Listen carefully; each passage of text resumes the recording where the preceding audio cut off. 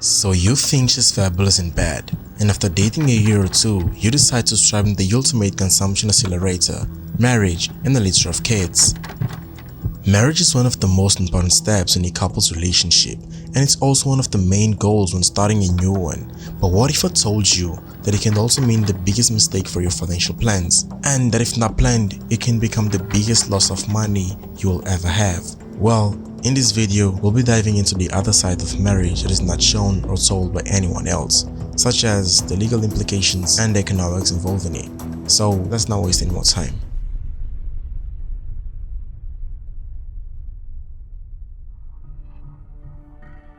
What fantasies have you been setting in your mind when it comes to marriage?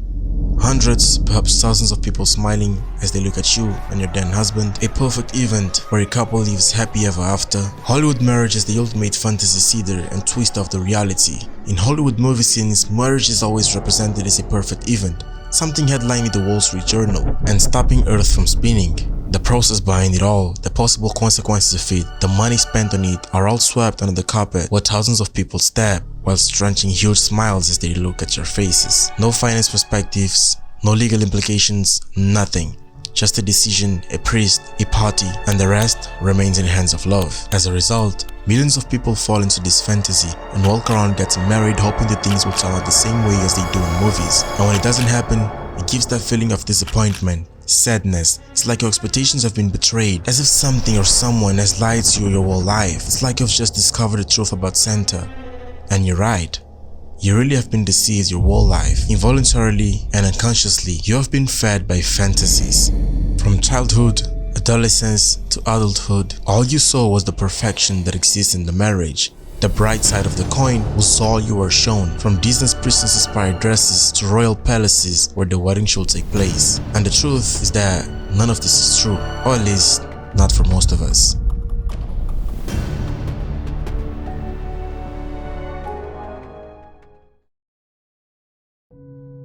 Humans have been getting married for a long time, but at least some of their motivations for doing so have changed over time. Some get married because their career demands it, others because they had it as a dream since childhood, or simply because everyone around is getting married or already is, disregarding the quality of the relationship or financial situation. And some people for their own sake, or better saying, for money. They see someone who appears to be relatively wealthy and quickly use love as a bait to get what they really want.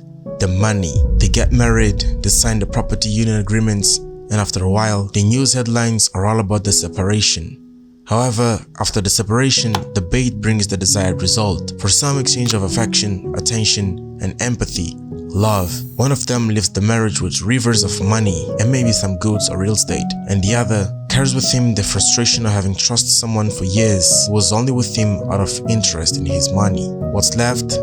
Regrets. She deserves no mercy. Girls are trash. Oh, but she will pay me back. What's the silver lining? It doesn't have to continue like that. It's time to change this reality and develop an awareness so that this type of situation is not reflected into your life or relationship.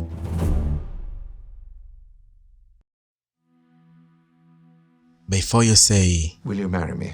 remember that the government doesn't care how in love you are. Marriage is a legal and financial decision. So, before exchanging vows, it is important that you and your partner disclose your full financial circumstances to each other. You must know what risks you're taking in committing to a marriage. You are required to disclose all assets and liabilities, including, if any, those from a previous marriage, all responsibilities you have to members of your immediate or extended family. Building a solid plan for your collective finances based on mutual trust helps keep things running smoothly. So, if the topic of money versus marriage has you feeling stressed, once you know what you're dealing with, you can decide how you'll handle your finance in a marriage. Managing your finances with someone else requires a great deal of communication and trust. After all, even the most compatible couples can have markedly different attitudes to money.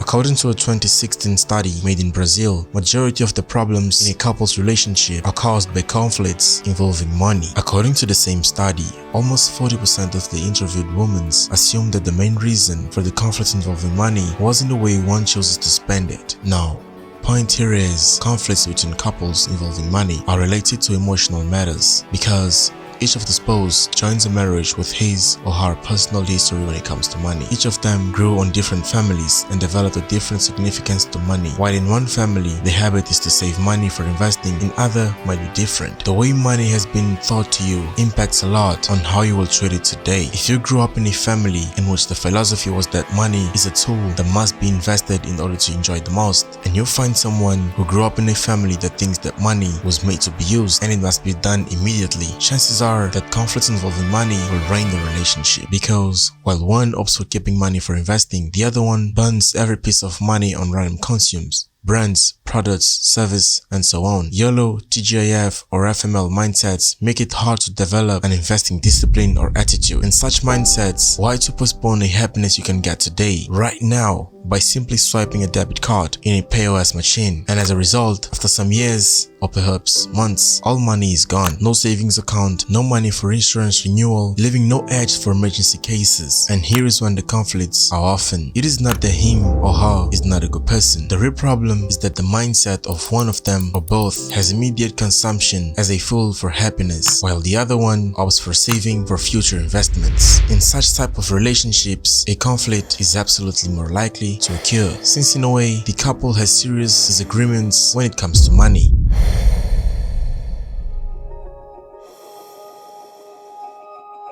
The state's laws determines who owns what in a marriage. The law might not seem important when you first got married, but it will become a huge factor when one spouse dies or if you get divorced. It's a good idea to understand how things work now than to be sadly surprised later. Explaining a legal side of marriage will take an entire video, and also it is not the purpose of this channel to conflict with any government laws in any form. Therefore, I highly recommend that you do your own research as well, or try consulting a lawyer or any other specialist. According to an online article, marriage is the legal union of two people who are joined together after they obtain a marriage license from their state and take part in a ceremony. Also, the same source mentions that in some states, couples can become legally married without a license or ceremony. This type of marriage is called a common law marriage, which is created when two people live together for a significant period of time, which is not predefined in any state, hold themselves out as a married couple, and intend to be married. But this is not the one we are focusing on. As per said, before you say, "Will you marry me?" remember that the government doesn't care how in love you are.